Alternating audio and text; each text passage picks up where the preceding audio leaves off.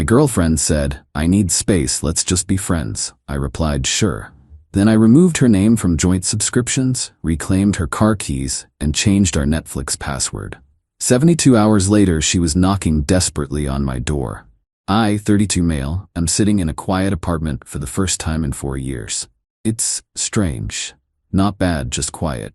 2 nights ago, my girlfriend of 4 years, Alara, 29, sat me down on the sofa we picked out together. She had that look on her face, the one that's both serious and distant. My stomach dropped. "I think we need to talk," she started. Cliché, I know. She went on for about 10 minutes, talking about her personal growth, feeling stifled and needing to find herself again. It was a well-rehearsed speech, full of therapy speak and vague platitudes. The bottom line was delivered with a soft, almost pitying smile. "I think we should just be friends. I need some space." I've seen this movie before. I've read the Ada posts. The classic move here is to get emotional, to plead, to ask what I did wrong. I felt the sting, don't get me wrong. It felt like a punch to the gut. But looking at her, seeing the rehearsed sincerity, something in me just clicked into place. This wasn't a negotiation, it was a declaration. So I didn't cry, I didn't raise my voice, I just nodded slowly and said, "Okay, if that's what you want." She seemed taken aback. "Oh, well, good. I'm glad you're being so mature about this." She said she'd stay at her friend Chloe's place for a few days to give us both some breathing room. She packed an overnight bag, gave me a quick, awkward hug, and left. The moment the door clicked shut, I let out a breath I didn't realize I was holding. The hurt was there, a dull ache in my chest, but underneath it was a strange sense of clarity. Friends. She wanted to be friends. Okay, so I decided to treat the situation with the exact logistical reality she had proposed. We were friends now, not partners. Our lives, therefore, needed to be decoupled. I'm a methodical person. I like lists. I opened my laptop and made one. Shared subscriptions. I went through my credit card statements. The big ones were easy. Netflix, Spotify Family Plan, the meal kit delivery service we both loved. I have the master accounts for all of them. I changed the passwords. Then I went into the Spotify plan and removed her account. For the meal kit, I simply canceled the subscription. It was due to renew tomorrow anyway. Cost saved, roughly $110 a month. The car, this was the big one. About 2 years ago, Alara's old car died. I'd just gotten a promotion, so I bought a new reliable sedan. The car is entirely in my name. The title, the loan, the insurance, all me. She was the primary driver since I work from home and barely use it. It was, for all intents and purposes, her car in practice, but my car on paper. A friend does not drive a car that I am legally and financially responsible for. The insurance liability alone is a nightmare. I sent her a text. Not angry, just factual. Hey, since we're taking space and figuring things out as friends, I'm gonna need the car back. The insurance is a bit complicated if a non-resident is the main driver. Let me know when is a good time for me to get the keys. I can come to you. Apartment. We live in my apartment. My name is the only one on the lease. She moved in 2 years ago. There's no legal entanglement there, which is a relief. I didn't change the locks yet. I figured I'd give her a chance to get her things like a normal person. I did all of this calmly over the course of about an hour. It wasn't about revenge, it was about boundaries. It was about accepting the new reality she had created for us. If we are just friends, then this is what being just friends looks like. The text about the car was sent about 48 hours ago. She read it, no reply. The meal kit service sent her an email saying the account was canceled. She would have discovered the Netflix and Spotify passwords didn't work the first time she tried. It's been radio silence. Until now, there's a knock at the door. Not a normal knock. It's fast and sharp, insistent. I know it's her. And based on the sound of it, she's not here to be my friend. Update 1. Thank you for all the comments and DMs. It's wild how many people have been through something similar. It helps to know I'm not crazy for reacting the way I did. So, the knocking. I took a deep breath, walked to the door, and looked through the peephole. Yep, Alara, she looked frazzled. Her hair was messy and her face was pinched with irritation. I opened the door. "What the hell is your problem?" she started. Not even a hello. I leaned against the doorframe. "I'm not sure what you mean, Alara. My Spotify logged me out mid-song. Netflix won't work, and you're demanding the car back?" What are you doing? I kept my voice even. I'm doing what you asked. You said you wanted space, that you wanted to be friends. Friends don't share streaming accounts or pay for each other's cars. I'm just tidying things up. She stared at me, her mouth slightly open, as if I'd just started speaking a different language. Tidying things up? I said I needed space, not that you should blow up our entire life. I needed that car for work tomorrow. I understand it's inconvenient, I said, and I genuinely did. But the car is my property and my liability. I can't have someone who doesn't live here be its primary driver. It's an insurance thing. You can get your stuff from the apartment whenever you'd like. Just give me a heads up so I can be here. This is where the entitlement really came out. My stuff? We live here, and that's my car. You bought it for me. I bought it while we were in a committed relationship, I corrected her gently. That relationship is now over, according to you. We're friends. This is me, treating you like a friend. She threw her hands up in the air. This is ridiculous. This isn't how you treat a friend. This is petty and vindictive. My God, Leo was right about you. Bingo, the name hung in the air. Leo, her work friend. The one she'd been having after-work drinks with a little too often for the past 2 months. The one whose name popped up on her phone at all hours. My gut had been screaming about Leo for weeks, but I'd pushed it down. I'd trusted her. I must have let a flicker of something show on my face because she immediately tried to backtrack. That's not what I meant. Who's Leo, Alara? I asked, my voice still quiet. He's just a friend from work. He's been so supportive through all of this. All of what? Your decision to end our 4-year relationship? You're twisting my words, she snapped. I just needed a break, a little space, and you go and do all this? You're trying to control me, just like he said you would. So that was it. This new guy, Leo, had been in her ear, painting me as a controlling villain, probably so he could swoop in. And Alara, wanting the thrill of a new romance without giving up the comfort and stability I provided, had concocted this let's be friends plan. She thought she could put me on a shelf, keep using my car, my apartment, my money, while she test drove a new relationship. The sheer audacity of it was breathtaking. I held out my hand. The car keys, Alara. She looked from my hand to my face, her eyes filled with disbelief and rage. She actually scoffed. No, I need it. I'll ask you one more time nicely. Please give me the keys to my car. She crossed her arms. And what are you going to do if I don't? Call the cops. That would be a great look for you. I didn't even blink. Okay. I pulled out my phone. I didn't dial 911. I opened my car's official app on my phone. I located the car. It was parked right down the street. And with 3 taps, I remotely locked the doors and activated the alarm. The car's horn started blaring, a piercing, relentless sound in the quiet evening. Her eyes went wide. People on the street turned to look. What did you do? She shrieked.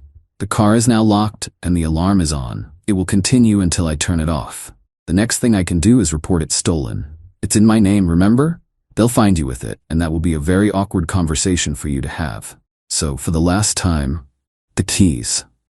She stared at me, her chest heaving. The car alarm was still wailing down the street. Defeated and utterly humiliated, she dug into her purse, her movements jerky and angry. She slammed the keys into my palm. I tapped my phone and the alarm stopped. The sudden silence was deafening. Now, I said, my voice cold, you need to get your things. You have 48 hours to schedule a time with me. After that, I'm changing the locks. She just stared at me with pure hatred. Without another word, she turned and stormed off down the sidewalk. I watched her go, then closed the door. My hands were shaking, not from fear, but from adrenaline. This wasn't just a breakup anymore. This was something else entirely. And I had a feeling it was far from over. Update 2. The last week has been a masterclass in escalating entitlement and delusion. I feel like I'm a character in a movie I never auditioned for. The 48-hour deadline came and went. Alara didn't call, didn't text, just silence. So as promised, I called a locksmith and had the locks on my apartment changed. It cost me $250, but the peace of mind was priceless. I also installed a small, discreet security camera in my living room, pointing at the front door. A little voice told me it would be a good investment. That little voice was right. The day after I changed the locks, the first dirty trick happened. I got a call from my credit card company's fraud department. Apparently, someone had tried to report my card as stolen. They went through the automated system, but because some security questions were answered incorrectly, it was flagged for review. I confirmed the card was in my possession, and they added extra security notes to my account. Trick number 2 was far more serious and happened 2 days later.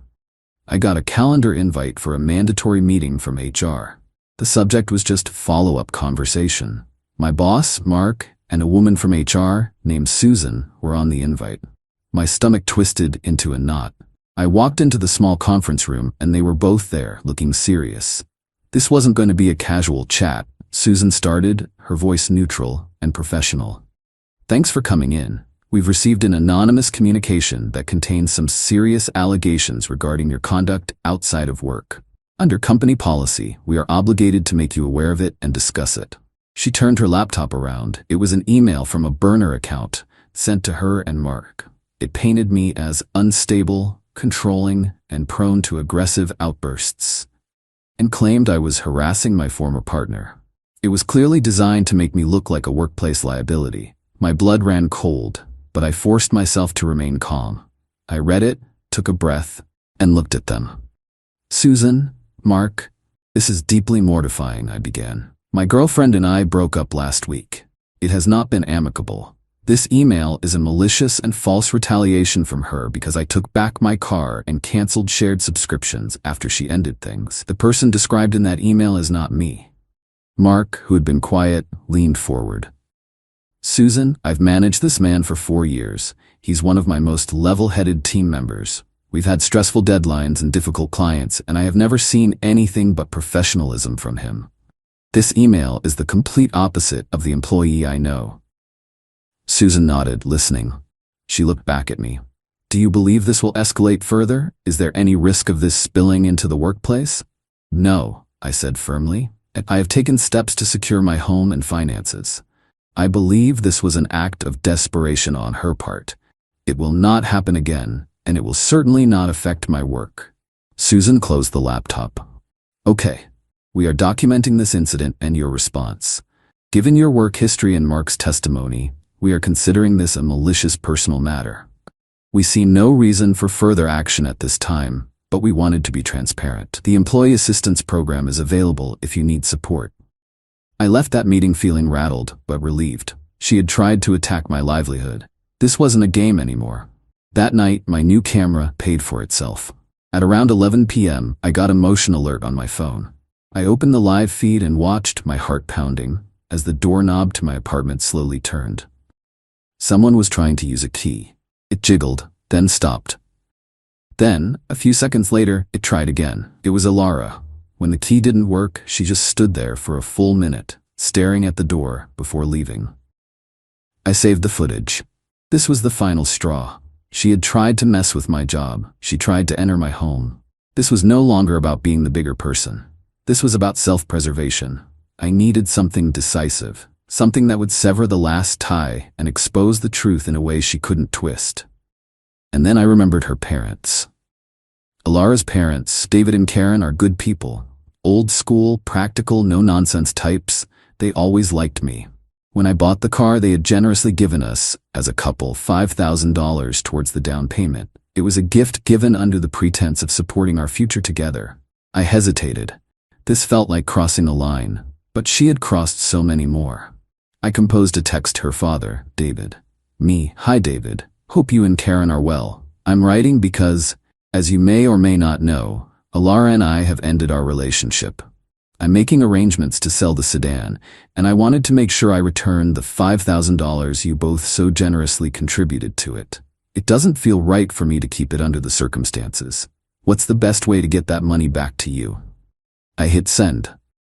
My phone lit up less than 5 minutes later.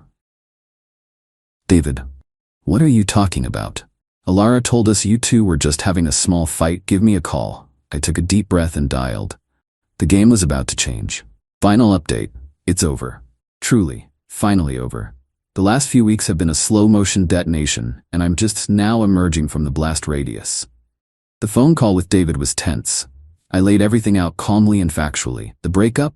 The car, the subscriptions, the email to my boss, and finally the video of her trying my door. I offered to send him the proof. There was a long pause. Karen and I are coming down, he said, his voice strained. We need to understand what's going on. We'll be there tomorrow. The next day, they met me at my apartment. They looked worried and tired. Karen was holding back tears, and David looked grim. They were polite but reserved. I could tell they were torn, wanting to believe their daughter but confronted with my serious accusations. We just want the full picture, Karen said softly. Alara is our daughter. She's very upset and says you're misinterpreting everything. I understand, I said. Words can be misinterpreted. Videos are harder to argue with. I showed them the footage from my camera on my laptop. I watched their faces as they saw their daughter stealthily trying to use a key on my door late at night. Karen put a hand over her mouth. David's face hardened. I want to believe there's an explanation for this, David said, though his voice lacked conviction. Then let's ask her, I suggested. I pulled out my phone. Why don't you call her? Right now. Put it on speaker. David looked at me, then at his wife and nodded. He dialed Alara. Hi, Dad? Her voice came through the speaker, sounding cheerful. Too cheerful. Alara, David said, his voice flat. Your mother and I are at my name's apartment. The silence on her end was immediate. What? Why? He's shown us a video of you from last night, trying to get into his apartment with an old key. I need you to explain that to me right now. What? That's crazy. I was just checking on him. I was worried, she stammered, the panic evident in her voice. You were worried at 11 p.m. and used a key you shouldn't have, without calling or knocking? David pressed. He's twisting things. He's trying to make me look bad. He stole my car, she shrieked, her voice rising to a hysterical pitch. He's offering to pay us back the $5,000 we gave you for it, David said coldly. Which is something you failed to mention. Just like you failed to mention you were dumped, not just in a small fight. What is going on, Alara? Her story completely fell apart live on speakerphone. She started crying, accusing, deflecting. It was a complete train wreck. David finally cut her off. We will talk about this later. Do not move. He hung up the phone and looked at me, his face etched with a mixture of fury and deep embarrassment. I apologize, he said. They summoned Alara to the apartment. When she arrived 20 minutes later and saw them, her face went white.